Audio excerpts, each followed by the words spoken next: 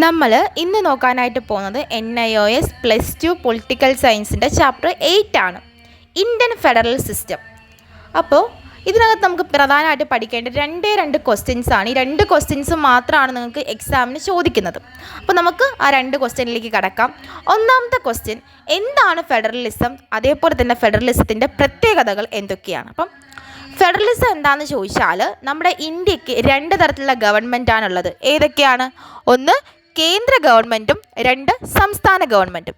അപ്പം ഈ കേന്ദ്ര ഗവൺമെൻറ്റും സംസ്ഥാന ഗവൺമെൻറ്റും കൂടെ ചേർന്നിട്ടാണ് എന്ത് ചെയ്യുന്നത്? നമ്മുടെ ഇന്ത്യനെ ഭരിക്കുന്നത്. ഇതിനെയാണ് നമ്മൾ എന്തെന്ന് പറയുന്നത്?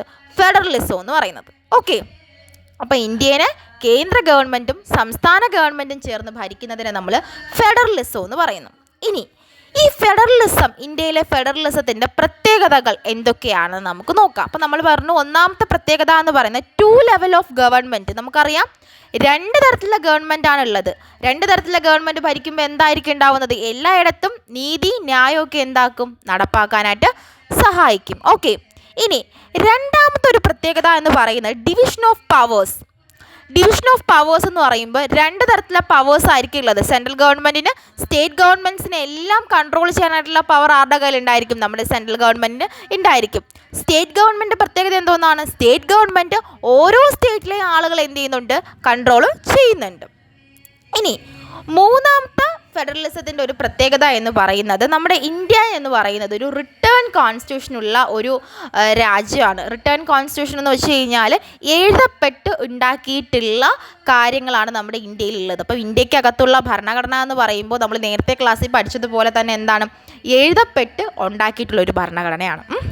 അത് മാത്രമല്ല, ഇന്ത്യയിലെ ഭരണഘടനയാണ് ഏറ്റവും ബൾക്കിയസ്റ്റും അതേപോലെ തന്നെ ലെങ്തിയസ്റ്റുമായിട്ടുള്ള ഒരു ഭരണഘടന എന്ന് പറയുന്നത്. ഇതാണ് പ്രധാനമായിട്ടും ആ ഒരു 3 പോയിൻറ്റ്സിൻ്റെ അകത്ത് നമുക്ക് പറയാനായിട്ടുള്ളത്. ഇനി 4ാമത്തെ പോയിൻറ്റ്സ് എന്ന് പറയുന്നത് സുപ്രീം കോടതി. നമുക്കറിയാം ഇന്ത്യയുടെ ഫെഡറലിസത്തിൻ്റെ വേറൊരു പ്രത്യേകതയാണ്, ഇന്ത്യക്ക് സുപ്രീം കോടതി ഉണ്ട്. ഈ സുപ്രീം കോടതി എന്താണ് ചെയ്യുന്നതെന്ന് ചോദിച്ചാൽ, നമ്മുടെ സ്റ്റേറ്റ് സെൻട്രൽ തമ്മിലുള്ള എന്തെങ്കിലും പ്രശ്നങ്ങൾ ഉണ്ടാകുന്ന സാഹചര്യത്തിൽ സുപ്രീം കോടതി മീഡിയേറ്ററായിട്ട് നിന്ന് പ്രവർത്തിക്കുന്നു. അപ്പം ഇത്രയുമാണ് നമ്മുടെ ഇന്ത്യൻ ഫെഡറലിസത്തിൻ്റെ പ്രത്യേകതകളെന്ന് ചോദിക്കുന്നത്. 5 മാർക്കിന് ചോദിക്കാം. എന്താണ് ഫെഡറലിസം എന്ന് ചോദിക്കാം, അല്ലെങ്കിൽ ഫീച്ചേഴ്സ് ഓഫ് ഫെഡറലിസം എന്താണെന്ന് ചോദിക്കാം. എങ്ങനെ വേണമെങ്കിലും ഈ ഒരു ക്വസ്റ്റ്യൻ മസ്റ്റായിട്ട് നമുക്ക് എക്സ്പെക്ട് ചെയ്യാനുള്ളൊരു ക്വസ്റ്റ്യനാണ്. അപ്പോൾ ഇത് പഠിക്കാം. ഇനി 2ാമത്തെ ക്വസ്റ്റ്യൻ ഇതാണ്, explain the central state relation. നമ്മുടെ സെൻട്രും സ്റ്റേറ്റും തമ്മിലുള്ള റിലേഷൻ എന്തൊക്കെയാണ്, അല്ലെങ്കിൽ സ്റ്റേറ്റ് ഗവൺമെൻറ് അല്ലെങ്കിൽ സംസ്ഥാന ഗവൺമെൻറ്റും കേന്ദ്ര ഗവൺമെൻറ്റും തമ്മിലുള്ള ആ ഒരു ബന്ധം എന്തൊക്കെയാണ് എന്നതാണ് നമുക്ക് നോക്കാനായിട്ടുള്ളത്. നമ്മൾ ആദ്യം ഓർത്ത് വയ്ക്കേണ്ടത്, ഇന്ത്യക്ക് 29 സംസ്ഥാനങ്ങളാണ് ഉള്ളത്, 6 കേന്ദ്രഭരണ പ്രദേശങ്ങളാണ് ഉള്ളത്. ഇതൊന്ന് ഓർത്ത് വച്ചേക്കാം. ഇനി ഇവർക്ക് തമ്മിൽ 3 തരത്തിലുള്ള ബന്ധങ്ങളാണുള്ളത്. ഒന്നെന്ന് പറയുമ്പോൾ നിയമം നിർമ്മാണ ബന്ധങ്ങൾ, 2 ഭരണഘടനാപരമായിട്ടുള്ള ബന്ധങ്ങൾ, 3 സാമ്പത്തിക ബന്ധങ്ങൾ. അങ്ങനെ 3 തരത്തിലുള്ള ബന്ധങ്ങളാണ് ഈ സെൻട്രും സ്റ്റേറ്റും തമ്മിലുള്ളത്. ഒന്നാമത്തെ ബന്ധം എന്ന് പറയുന്നത് നിയമനിർമ്മാണ ബന്ധങ്ങൾ, അതായത് നിയമം ഉണ്ടാക്കുക, നിയമം നിർമ്മിക്കുക. ഏതൊക്കെ നിയമങ്ങളെന്ന് ചോദിച്ചാൽ നമുക്ക് 3 തരത്തിലുള്ള ലിസ്റ്റുകൾ വരുന്നുണ്ട്. ഒന്ന് യൂണിയൻ ലിസ്റ്റ്. യൂണിയൻ ലിസ്റ്റിൻ്റെ അകത്ത് എന്താണ് വരുന്നത്? ഡിഫൻസ്, കറൻസി, അങ്ങനെയുള്ള ഐറ്റംസ് ആണ് വരുന്നത്. രണ്ടാമത് വരുന്ന ലിസ്റ്റ് എന്ന് പറയുമ്പോൾ സ്റ്റേറ്റ് ലിസ്റ്റ്. ഇതിനകത്ത് പോലീസ്, അഗ്രികൾച്ചർ, അങ്ങനെയുള്ള ഐറ്റംസ് ആണ് വരുന്നത്. പിന്നെ അടുത്ത് വരുന്നത് കൺകറൻറ്റ് ലിസ്റ്റ്. അതിനകത്ത് എഡ്യൂക്കേഷൻ, ഫോറസ്റ്റ്, അങ്ങനെയുള്ള കുറേ ഐറ്റംസ് ആണ് വരുന്നത്. അപ്പം ഈ 3 കാര്യങ്ങളിലും നിയമങ്ങൾ, പുതിയ നിയമങ്ങൾ ഉണ്ടാക്കുക എന്നതാണ് ഏതിൻ്റെ അകത്ത് വരുന്ന ബന്ധം? നമ്മുടെ സെൻട്രും സ്റ്റേറ്റും തമ്മിൽ ഉള്ള നിയമനിർമ്മാണ ബന്ധങ്ങൾ എന്ന് പറയുക. നിയമങ്ങൾ ഉണ്ടാക്കുക, ഈ 3 കാര്യത്തിൻ്റെ അകത്ത് നിയമങ്ങൾ ഉണ്ടാക്കുന്നത് ആരൊക്കെ ചേർന്നിട്ടാണ്? നമ്മുടെ സെൻട്രൽ ഗവൺമെൻറ്റും സ്റ്റേറ്റ് ഗവൺമെൻറ്റും കൂടെ ചേർന്നിട്ടാണ് എന്ത് ചെയ്യുന്നത്? ഈ നിയമങ്ങളെല്ലാം ഉണ്ടാക്കുന്നത്. ഇതാണ് ഒന്നാമത്തെ ഒരു നിയമനിർമ്മാണ ബന്ധങ്ങൾ എന്ന് പറയും. ഇതിനകത്ത് നിങ്ങൾക്ക് എക്സാമിന് ചോദിക്കാനായിട്ട് ഇങ്ങനെ ചോദിക്കാം, explain the central state relationship എന്ന് പറഞ്ഞ് ചോദിക്കാം. അതുമല്ലാന്നുണ്ടെങ്കിൽ ഏതെങ്കിലും ഒരെണ്ണം ഒരു റിലേഷനുമായി ബന്ധപ്പെട്ട് ചോദിക്കാം. നിങ്ങൾ എഴുതുക നിയമനിർമ്മാണ ബന്ധങ്ങൾ, അങ്ങനെ വേണമെങ്കിലും ചോദിക്കാം. ഈ 2ാമത്തെ ബന്ധം എന്ന് പറയുന്നത് ഭരണഘടനാപരമായിട്ടുള്ള ബന്ധമാണ്. ഭരണഘടനാപരമായിട്ടുള്ള ബന്ധം എന്താണെന്ന് ചോദിച്ചാൽ, നമ്മുടെ രാജ്യത്ത് കേന്ദ്ര ഗവൺമെൻറ്റും സംസ്ഥാന ഗവൺമെൻറ്റും കൂടെ ചേർന്നാണ് നമ്മുടെ രാജ്യത്തെ മുമ്പോട്ട് കൊണ്ടുപോകുന്നത്. ചില പ്രത്യേക സാഹചര്യങ്ങളിൽ സംസ്ഥാന സർക്കാരിന് വേണ്ട കുറേ സഹായങ്ങൾ കേന്ദ്ര സർക്കാർ കൊടുക്കണം. കാരണം 29 സംസ്ഥാനങ്ങളുടെയും അച്ഛനെന്ന് പറയുന്നത് നമ്മുടെ കേന്ദ്രമാണ്. അപ്പോൾ ഏതെങ്കിലും ഒരു സംസ്ഥാനങ്ങളിൽ ഏതെങ്കിലും ഒരു പ്രശ്നം വരുമ്പോൾ ആരിടപെടും?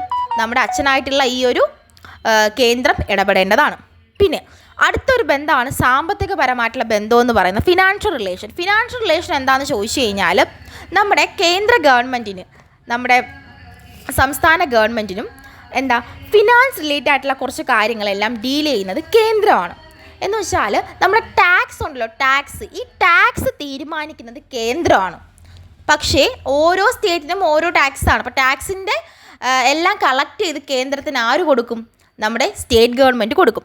അങ്ങനെ കൊടുക്കുന്ന സമയത്ത് സ്റ്റേറ്റിന് സെൻട്രൽ ഒരു ശതമാനം GSTയുടെ ഒക്കെ ഒരു 2% ആണെന്നാണ് തോന്നുന്നത്. ആ ഒരു ഒരു ചെറിയൊരു ഷെയർ കൊടുക്കും.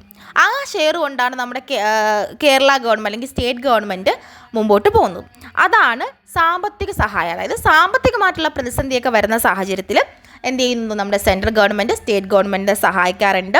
നമ്മുടെ ഇന്ത്യൻ പ്രസിഡൻ്റാണ് കൺട്രോൾ ആൻഡ് ജനറൽ ഓഫ് ഉദ്യോഗസ്ഥനെ നിയമിക്കുന്നത്. അതുകൂടി ഒന്ന് ഓർത്ത് വയ്ക്കുക. ഈ 2 ക്വസ്റ്റ്യൻസ് മാത്രമേ ഈ ചാപ്റ്ററിൽ നിന്ന് ചോദിക്കത്തുള്ളൂ. വേറെ ഒന്നും നിങ്ങൾ വാരി വലിച്ച് പഠിക്കണം, ഇത് മാത്രം പഠിച്ചാൽ മതി. അപ്പം പുതുതായിട്ടാണ് എൻ്റെ വീഡിയോ കാണുന്നതെങ്കിൽ ജസ്റ്റ് നിങ്ങൾക്ക് നോട്ട്സ് എന്തെങ്കിലും വേണമെന്നുണ്ടെങ്കിൽ മുകളിൽ എൻ്റെ ഇൻസ്റ്റാഗ്രാം പേജ് ഉണ്ട്, അതിൽ കയറി മെസ്സേജ് ചെയ്ത് കഴിഞ്ഞാൽ നിങ്ങൾക്ക് ഇതിൻ്റെ നോട്ട് കാര്യങ്ങൾ ഞാൻ അയച്ചു തരുന്നതായിരിക്കും. എന്തെങ്കിലും സംശയം ഉണ്ടെങ്കിൽ താഴെ കമൻറ്റ് ബോക്സിൽ രേഖപ്പെടുത്തുക. അപ്പോൾ നമുക്കിനി അടുത്തൊരു വീഡിയോ ആയിട്ട് കാണാം.